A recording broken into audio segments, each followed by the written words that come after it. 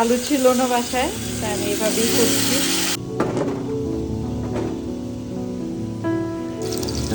লাল লাগে কেন?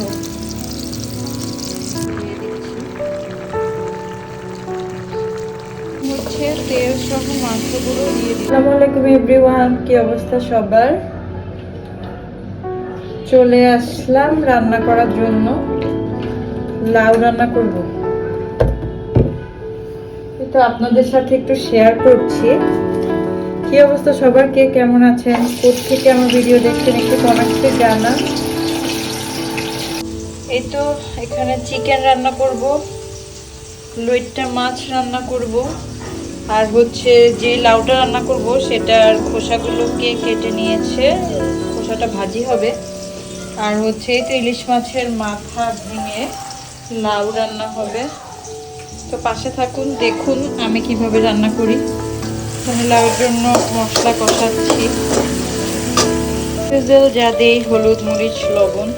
অনেকে লাউটা একটু সাদা সাদা রান্না করতে পছন্দ করে, তবে আমার কাছে একটু কালার ভালো লাগে, তাই আমি একটু হলুদের পরিমাণটা বাড়িয়ে দিচ্ছি যেন মশলাটা না পুড়ে যায়। এটা একটু মশলাটা কষে আসলে ধুয়ে রাখা ইলিশ মাছের মাথাগুলো দিয়ে দিব। ধুয়ে রাখা ইলিশ মাছের মাথাগুলো এখন এই কষানোর মধ্যে দিয়ে দিচ্ছি। চুলা এখানে আমি ভাজিটা বসিয়ে দিব। গরম হয়ে গেছে, এখানে আমি রসুন পেঁয়াজ আর কাঁচামরিচ দিয়ে দিচ্ছি ভাজির জন্য।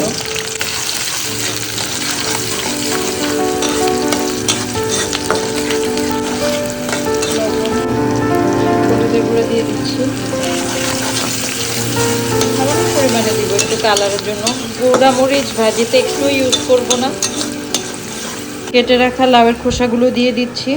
আপনারা চাইলে এর সাথে একটি আলু দিতে পারেন, বাট আমার আলু শেষ হয়ে গেছে, আর আলু ছিল না বাসায়, তাই আমি এভাবেই করছি।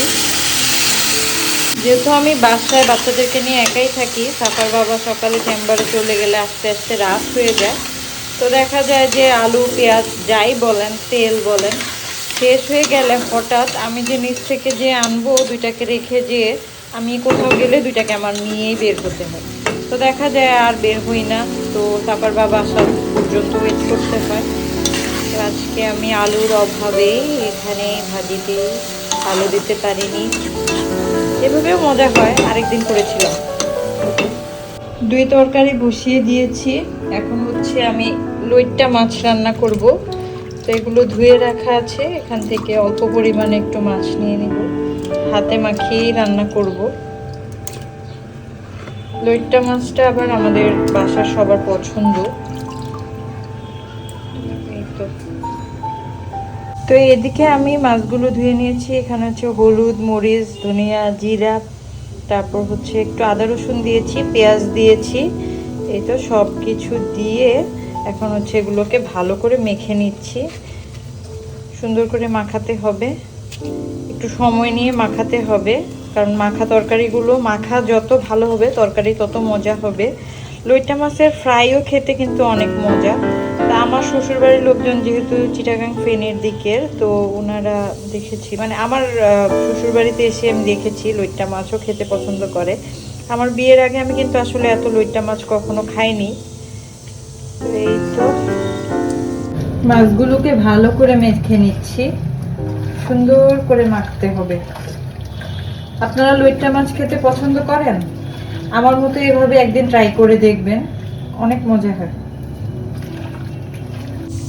সুন্দর করে মেখে নিয়েছি, তেলটা একটু বেশি দিয়েছি, আর লইট্টা মাছে লবণের পরিমাণটা একটু কমই দিতে হয়, কারণ সমুদ্রের মাছ এমনিতেই একটু লবণ লবণ। আপনারা চাইলে এখানে টমেটো দিতে পারেন, আমি টমেটো দিইনি, আমার কাছে টমেটো ছাড়াই ভালো লাগে। হাতটা ধুয়ে সামান্য পরিমাণে একটু পানি দিয়ে দিব।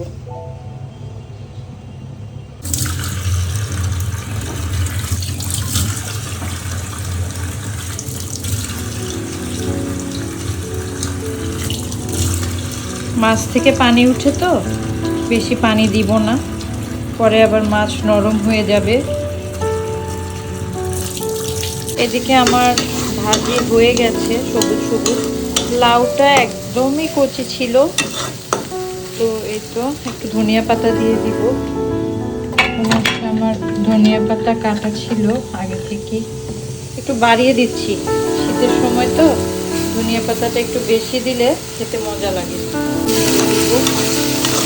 ধনিয়া পাতা দেওয়ার পর চুলায় বেশিক্ষণ রাখবো না, হয়ে গেছে। তাহলে ধনিয়া পাতার একটা কাঁচা কাঁচা ফ্লেভার আসে, সুন্দর লাগে। আর এই ভাজিটা কিন্তু আমি একদমই কাঁচা মরিচ আর রসুন পেঁয়াজের উপরে করেছি, মরিচ একটু ছোঁয়া, গুঁড়া মরিচ ছোঁয়াইনি। মাছটা বসিয়ে দিচ্ছি।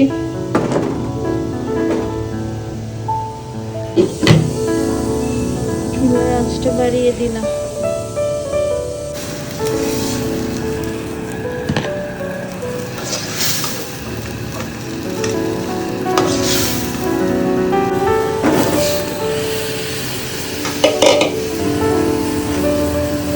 নিচের থেকে ভালো করে নাড়িয়ে দিব, ঢাকা দিয়ে দিলে নরম হয়ে যাবে। এই লাউটা একটা বিশেষত্ব আছে, এই লাউটা কে এনেছে সেটা আপনাদের সাথে আমি আমার শর্টসে শেয়ার করব। আমার ইউটিউব চ্যানেলে আমার শর্টসে আপনারা আজ বিকেলে একটি ভিডিও পেয়ে যাবেন, একটি শর্টস পেয়ে যাবেন, সেখানে আপনারা দেখতে পারবেন এই লাউটা কত দূর থেকে আসছে।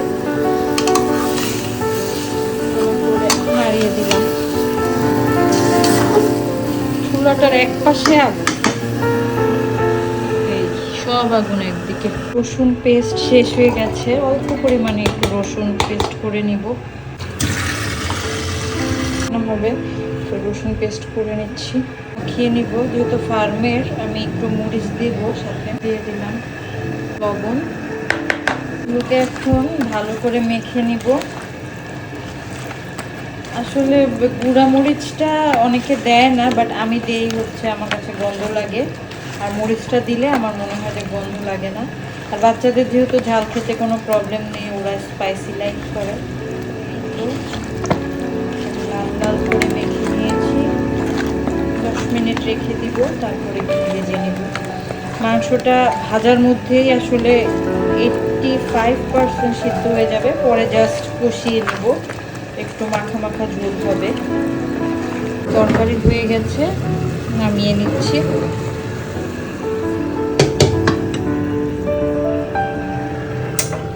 আর এইদিকে এই লাউ থেকে পানি বের হয়ে একটু উল্টে দিই। বলেছিলাম না, লাউটা অনেক ভালো হয়েছে, একদম নরম।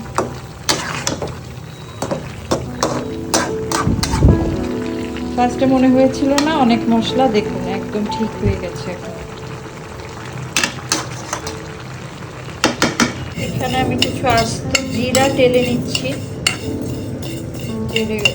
আমার আস্ত জিরার ফাঁকি, মানে ভাজা ফাঁকি শেষ হয়ে গেছে, একটু ভেজে ব্লেন্ডারে ফাঁকি করে দিয়ে দিচ্ছি। এই চুলায় আমি এই যে চিকেনগুলোকে দিয়ে দিচ্ছি, একটু ভেজে নিব, কড়া ভাজি। মরিচটা কি বেশি দিয়ে দিলাম? লাল লাগে কেন? যাই হোক, ফার্মের মুরগি মরিচ একটু বেশি হলেও সমস্যা নেই, কষানো মশলাতে মরিচ একটু কম দিলেও হয়ে যাবে। চুলা দেখেন এক পাশে কেমন দাবানো হেলানো, একদিকে আগুন আর একদিকে নেই। কিনা সব থেকে আর আসলে চুলাগুলো এত বাজে করেছে। এই টপারের নর্মাল চুলোগুলো অনেক বাজে, আর সিলিন্ডারের জন্য দেখা যায় সবাই এই নর্মাল চুলোগুলোই ইউজ করে।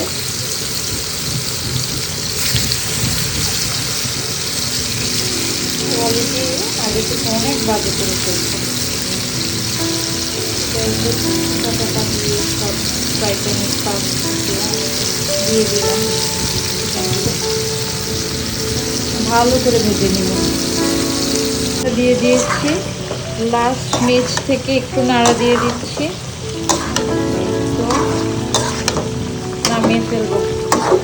লাউ চুলায় বেশিক্ষণ রাখলে লাউ তরকারি আবার টক হয়ে যায়। হয়ে গেছে আমার লাউ।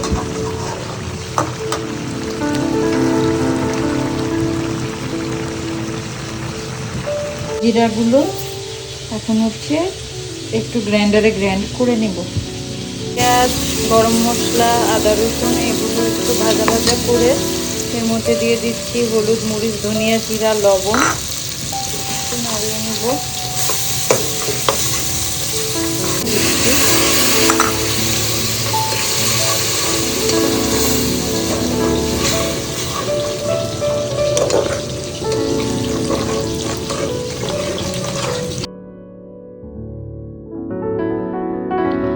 তো আজকের মতো এখানে আমার রান্না বান্না শেষ। এখানে মুরগি ভুনা করে নিলেই হয়ে যাবে, আর আমি ভাত বসিয়ে দিয়ে চলে যাব গোসলে। তো আমার ভিডিওটি কেমন লাগলো, যদি ভালো লাগে অবশ্যই লাইক, কমেন্ট, শেয়ার করে দিবেন। জীবন সুন্দর চ্যানেলটি সাবস্ক্রাইব করে দিবেন। আর আমার কোন ধরনের ভিডিও আপনাদের বেশি ভালো লাগে অবশ্যই কমেন্টসে জানাবেন। আর পুরো ভিডিওটি দেখবেন, না টেনে ভিডিও দেখবেন। আর চাইলে আমার এই সাধারণ রেসিপিগুলো আপনারা ফলো করতে পারেন, নতুন রাঁধুনি যারা আছেন। আর আমার ফ্যামিলি মেম্বাররা যারা আমার ভিডিও দেখেন, আপনাদেরকে রিকোয়েস্ট করছি কাইন্ডলি পুরো ভিডিও দেখবেন, টেনে টেনে দেখবেন না। সবাই ভালো থাকবেন। আজকের জন্য এতটুকুই। আসসালামু আলাইকুম।